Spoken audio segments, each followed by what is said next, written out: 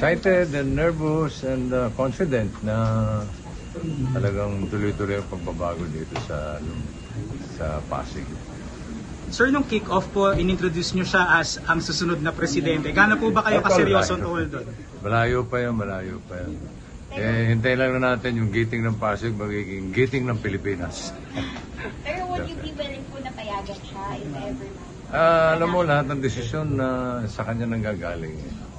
Hindi, I'm not the type na nakikialam. Basta ako, kahit anong desisyon niya, full support.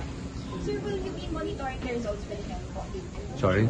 Will you be monitoring the results with him? Yeah, of course. Lahat naman tayo. This is our civil right. Dapat bantayan natin ang ating mga boto. Dahil kinabukasan ng mga anak natin at mga apo. Lalo na ako, marami na akong apo. Kinabukasan nila yung pinag-uusapan dito. Sir, nung lumalaki po si Mayor Vico, nakita niyo po ba siya ng signs na ganito na gusto niya maging public servant, gano'n? Maliit pa lang siya, desidido na siya talagang pag-aralan yung mga batas. As a matter of fact, kwento ni Kuya L.A. niya, pinapag-aralan niya yung Constitution ng Pilipinas, bata pa lang yan eh. So,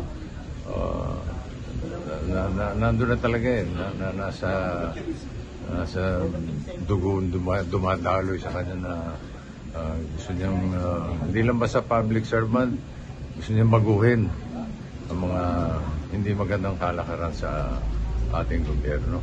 Sorry, last na po from my end. Nung Grand Rally, sinabi po ni Mayor Vico na parang iba tong 2025 elections at yung mga pinagdaanan niya sa kampanya. How do you feel about that? I feel for him. Ramdam ko yung mga sinasabi niya kasi the first time he ran for councilor, I was with him all the way hanggang sa lumaban siya as mayor na walang naniniwala na kaya niyang talunin yung kalaban. Tapos he got re-elected. And this time, it's his last term. So, sana mapagbigyan ng mga kababayan niya na tapusin yung kanyang termino.